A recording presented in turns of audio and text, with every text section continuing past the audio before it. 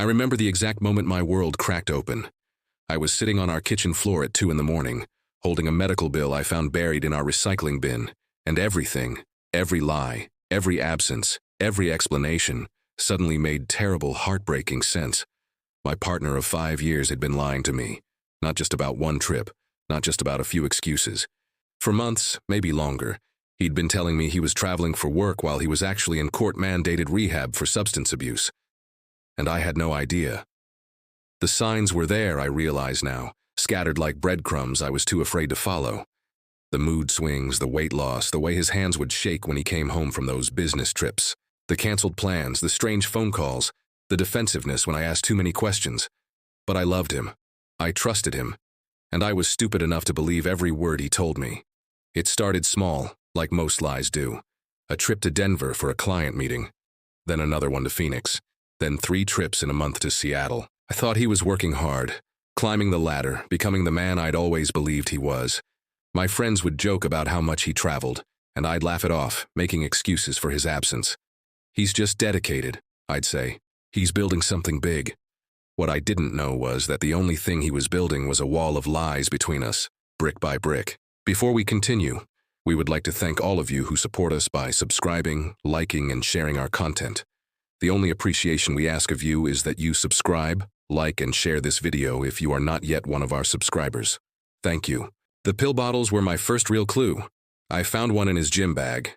Prescription pills with his name on them, prescribed by someone I'd never heard of. When I asked him about it, he brushed it off. Anxiety medication, he said. Stress from work. I wanted to believe him so badly that I did.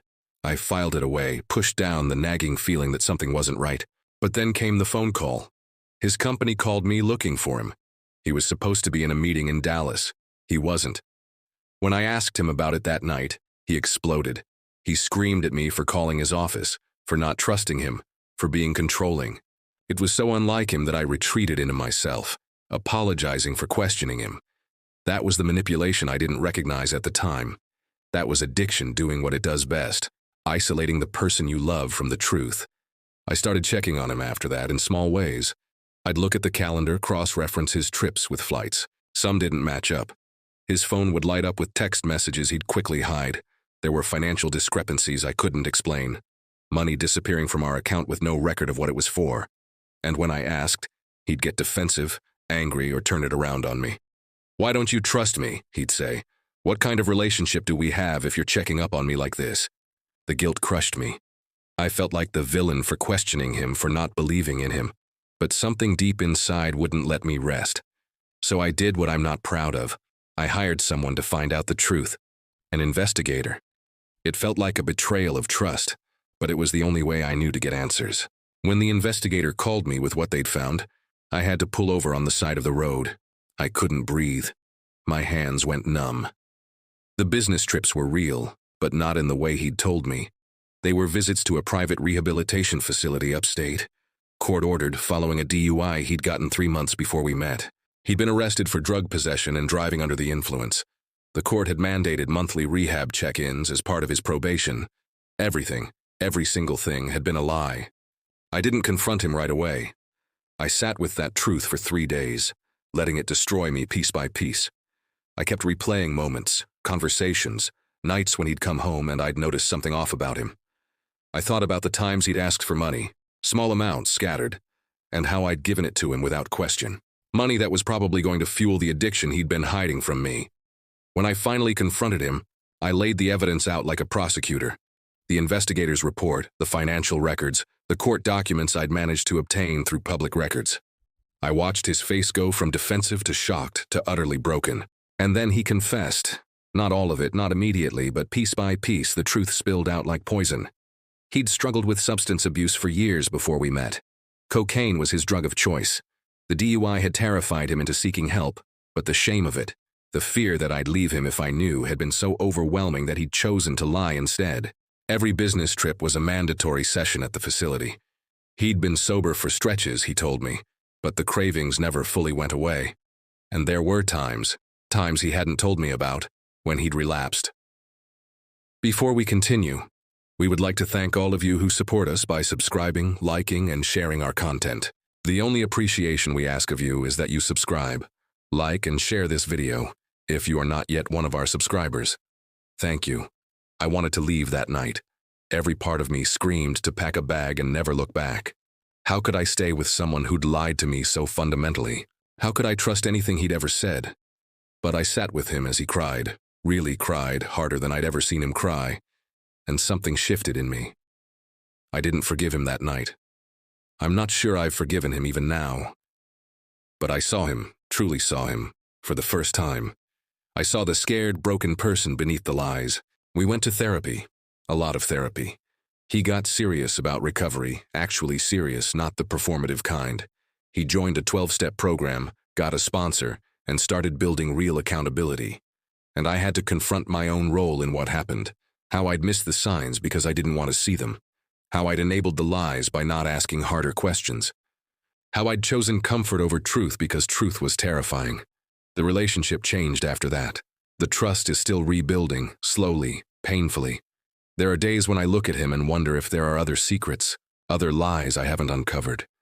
There are nights when I can't sleep because the betrayal still sits heavy on my chest.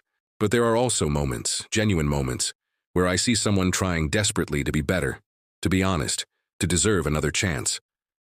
Looking back now, I realize that addiction isn't just about the person struggling with it. It spreads like a virus, infecting everyone around them with doubt, guilt, and pain.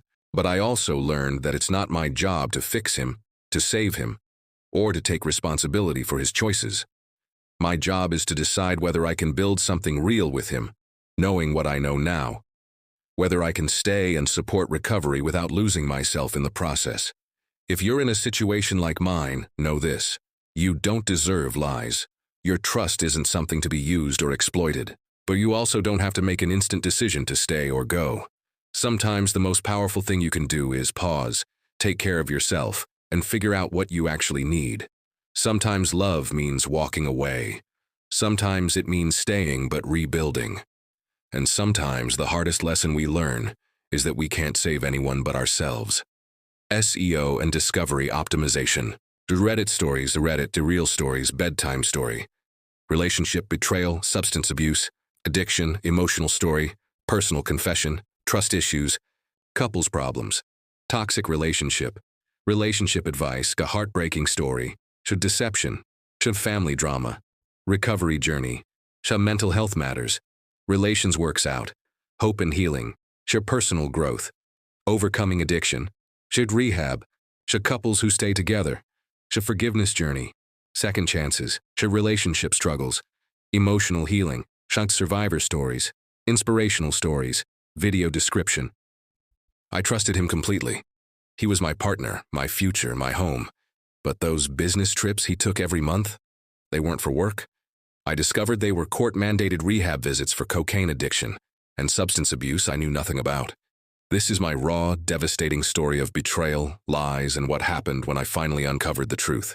In this deeply personal confession, I share the pain of discovering my partner's hidden addiction, the web of lies that trapped us both, and the impossible choice I faced: walk away or try to rebuild from the ashes of broken trust. Through tears and raw emotion, I explore what it means to love someone struggling with addiction, and what it takes to decide if a relationship can survive such fundamental betrayal. If you've been through something similar or are struggling with trust in your own relationship, this story is for you. Subscribe, like, and share to support more real-life stories about love, loss, and healing. Comment below. I'd love to hear your stories and thoughts.